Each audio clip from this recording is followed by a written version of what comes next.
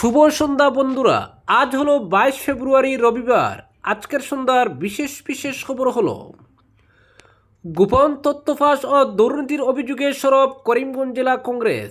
আসাম প্রদেশ কংগ্রেসের প্রাক্তন সভাপতি ভূপেন বোরাকে ঘিরে তীব্র সমালোচনা করলেন করিমগঞ্জ জেলা কংগ্রেসের মিডিয়া বিভাগের নেতা শাহাদত আহমেদ চৌধুরী। তার অভিযোগ, ভূপেন বোরার নেতৃত্বের কারণেই গত এক দশক ধরে ক্ষমতার বাইরে রয়েছে ভারতীয় জাতীয় কংগ্রেস। পাশাপাশি দলের ভেতরে থাকা আরও কয়েকজন বিশ্বাসঘাতককে চিহ্নিত করে দল থেকে বহিষ্কারের দাবিও জানান তিনি। শাহাদত চৌধুরীর বক্তব্যে উঠে এসেছে একাধিক গুরুতর অভিযোগ। তার দাবি, ভূপেন বোরার নেতৃত্বে দলীয় অদূরদর্শিতা, গোপন তথ্য ফাঁস, টিকিট বন্টনে অনিয়ম এবং ব্যক্তিস্বার্থে সংগঠনকে দুর্বল করার মতো ঘটনা ঘটেছে। তিনি বলেন, ভূপেন বোরার প্রদেশ সভাপতির সময় কংগ্রেস কোনো বড় নির্বাচনে উল্লেখযোগ্য সাফল্য অর্জন করতে পারেনি, বরং তৃণমূল স্তরে সংগঠন দুর্বল হয়েছে এবং অনেক নিষ্ঠাবান কর্মী দল থেকে দূরে সরে গিয়েছেন। তিনি আরও অভিযোগ করেন, সাম্প্রতিক পঞ্চায়েত নির্বাচনে কংগ্রেসের ভালো ফল করার সম্ভাবনা থাকলেও নেতৃত্বের অদূরদর্শিতা ও অভ্যন্তরীণ কুন্দলের কারণে সেই সুযোগ হাতছাড়া হয়েছে। শাহাদতের আরও দাবি, প্রদেশ সভাপতির সময় ভূপেন বোরার নাম কালেকশন বোরা হিসেবে পরিচিত হয়ে ওঠে এবং বিভিন্ন কমিটিতে স্থান পেতে কমিশন নেওয়া হতো। এমনকি 2026 সালের বিধানসভা নির্বাচনের টিকিট দেওয়ার প্রতিশ্রুতি দিয়ে অনৈতিক সুবিধা নেওয়ার অভিযোগও তুলেন তিনি। আগামী 2026 সালের বিধানসভা নির্বাচনকে সামনে রেখে কংগ্রেস নতুন কৌশল নিয়ে এগোচ্ছে বলে জানান শাহাদত। তৃণমূল স্তরে সংগঠনকে শক্তিশালী করা এবং জনসমর্থন পুনরুদ্ধারের লক্ষ্যে কাজ শুরু হয়েছে। তার দৃঢ় বিশ্বাস, আগামী নির্বাচনে কংগ্রেস পুনরায় ক্ষমতায় ফিরবে। অপরদিকে মুখ্যমন্ত্রীর উপাসনা প্রকল্পের অধীনে কাশীপুর সর্বজনীন শিব মন্দিরে অর্থদান। শিলচর ব্লক মণ্ডলের অধীনে তারাপুরের কাশীপুর অঞ্চলে 34 নম্বর বুথে বুথ কমিটির উদ্যোগে প্রধানমন্ত্রীর রেডিও অনুষ্ঠান মন কি বাত শোনার বিশেষ আয়োজন করা হয়। অনুষ্ঠানে উপস্থিত ছিলেন শিলচরের বিধায়ক দীপায়ন চক্রবর্তী সহ দলীয় কর্মকর্তারা। স্থানীয় কর্মী সমর্থকদের অংশগ্রহণে অনুষ্ঠানটি ঘিরেছিল উৎসাহ ও উদ্দীপনা। অনুষ্ঠান শেষে মুখ্যমন্ত্রীর উপাসনা প্রকল্পের অধীনে কাশীপুর সর্বজনীন শিব মন্দিরের উন্নয়ন কাজের জন্য মন্দির কমিটির হাতে প্রথম কিস্তি হিসাবে 1,50,000 টাকার চেক তুলে দেন বিধায়ক দীপায়ন চক্রবর্তী। তিনি জানান, পরবর্তীতে আরও 1.5 লক্ষ টাকা প্রদান করা হবে। বিধায়ক আরও জানান, আগামী 2 দিনের মধ্যে শিলচর শহরের মোট 86টি বিভিন্ন মন্দিরে প্রথম কিস্তি হিসেবে 1.5 লক্ষ এবং দ্বিতীয় কিস্তি হিসেবে আরও 1.5 লক্ষ টাকার চেক প্রদান করা হবে। এছাড়া তিনি আসন্ন 2026 সালের বিধানসভা নির্বাচনকে সামনে রেখে এলাকার সকল জনসাধারণ, বিশেষ করে হিন্দু ভোটারদের ভারতীয় জনতা পার্টির প্রার্থীকে শতভাগ ভোট দিয়ে জয় করার আহ্বান জানান।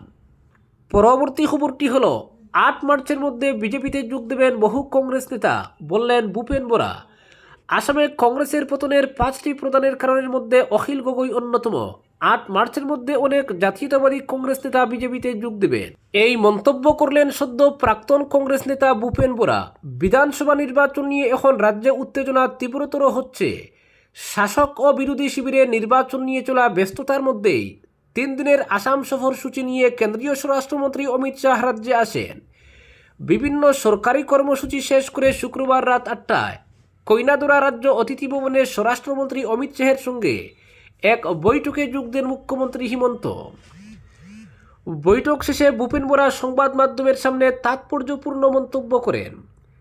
তিনি বলেন, স্বরাষ্ট্রমন্ত্রী অমিত শাহের সঙ্গে আমার পরিচয় করিয়ে দেওয়ার জন্য মুখ্যমন্ত্রীকে ধন্যবাদ। অতিথি ভবনে স্বরাষ্ট্রমন্ত্রী আসার মিনিট 5-এর মধ্যেই আমাকে ডেকে পাঠানো হয়েছিল। স্বরাষ্ট্রমন্ত্রীর সঙ্গে বৈঠকে রাজ্যের উন্নয়ন এবং ভবিষ্যৎ নিয়ে আলোচনা করা হয়েছে। অন্যদিকে আসাম কংগ্রেসের পতনের কারণ নিয়ে বিস্ফোরক মন্তব্য করেন ভূপেন কুমার বোরা। তিনি বলেন, আসামে কংগ্রেসের পতনের 5টি প্রধান কারণের মধ্যে অন্যতম অখিল গগৈ। পাশাপাশি তিনি দাবি করেন, 8 মার্চের মধ্যে অনেক জাতীয়তাবাদী কংগ্রেস নেতা বিজেপি দলে যোগ দেবেন। অপরদিকে কংগ্রেসের সঙ্গে মিত্রতা প্রসঙ্গে পছন্দের 15 আসনে অটল অখিল গগৈ রাইজোর দল। পছন্দের 15 আসন না মিললে মিত্রতা নিয়ে চূড়ান্ত সিদ্ধান্ত নেওয়ার কর্তৃত্ব দেওয়া হয়েছে রাইজোর দলের সভাপতি অখিল গগৈকে। মিত্রতা প্রসঙ্গে রাইজর দলের জরুরি কার্যনির্বাহক বৈঠকে দল এই কর্তৃত্ব দিয়েছে অখিলকে। বৈঠকের পর একথা জানান অখিল নিজেই। তিনি বলেন, মিত্রতা নিয়ে কংগ্রেসের সঙ্গে আলোচনা সন্তোষজনক ছিল না। কংগ্রেস রাইজর দলের পছন্দের মাত্র 4টি কেন্দ্র ছাড়তে রাজি হয়েছে। এই অবস্থায় কি করে মিত্রতা সম্ভব সে নিয়েও প্রশ্ন তুলেছেন তিনি, যার ফলে দলের জরুরি বৈঠক অনুষ্ঠিত হয়। বৈঠকে রাইজর দল কংগ্রেসের সঙ্গে মিত্রতা প্রসঙ্গে কঠোর সিদ্ধান্ত গ্রহণ করে পছন্দের 15 আসন না পাওয়ায় দল মিত্রতা নিয়ে সিদ্ধান্ত ঝুলিয়ে রেখেছে। এ বিষয়ে সিদ্ধান্তের ক্ষমতা দেওয়া হয়েছে অখিলকে।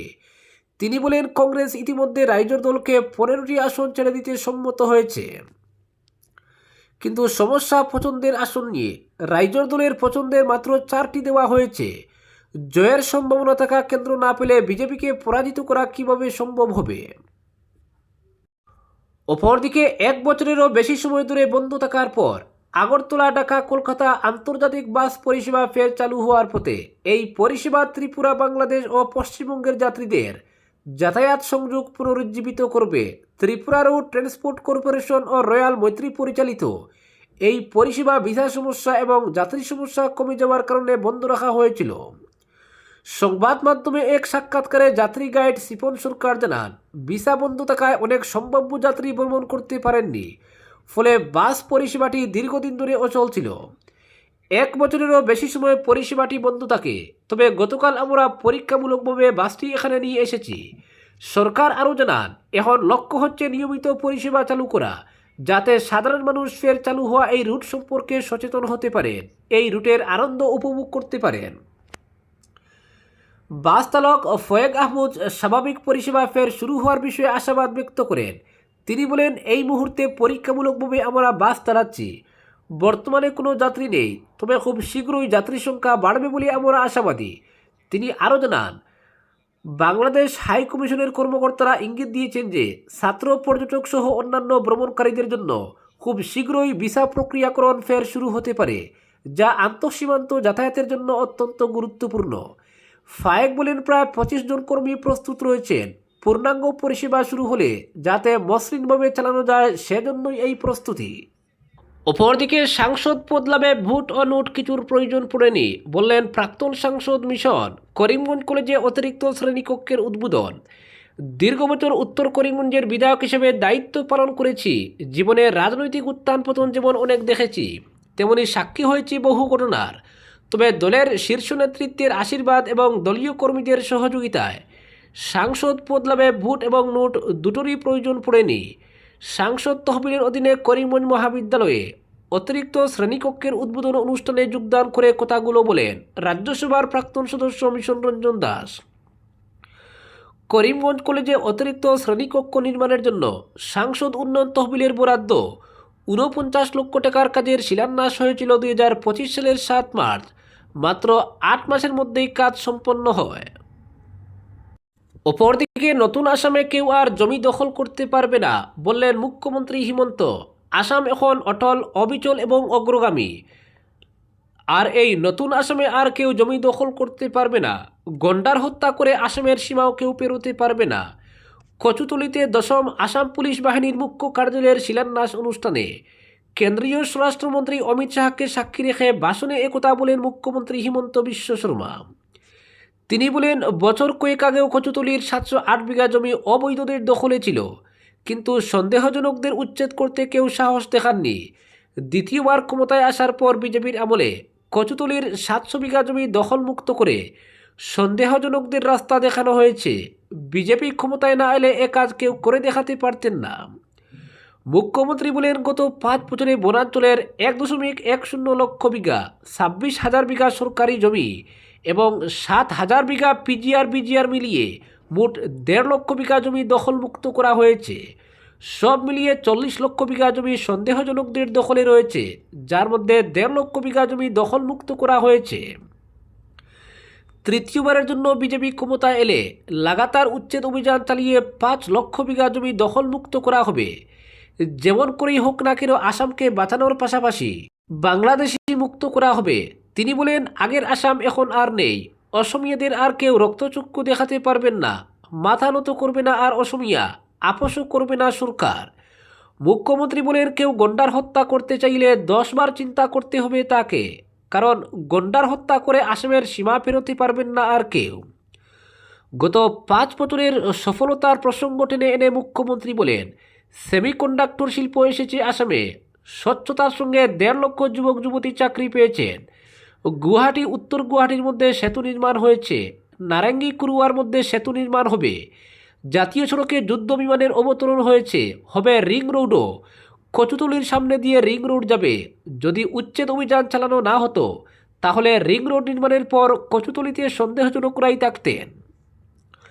উল্লেখ্য, 260 কোটি টাকা ব্যয়ে কচুতলির 174 বিঘা জমিতে নির্মাণ হবে 10ম আসাম পুলিশ বাহিনীর মুখ্য কার্যালয়, 50 বিঘা জমিতে হবে প্রশিক্ষণ কেন্দ্র, 124 বিঘা জমিতে নির্মাণ করা হবে আবাসিক এলাকার পাশাপাশি চিকিৎসালয়, বাকি জমিতে বড় প্রকল্প নির্মাণ করা হবে ভবিষ্যতে।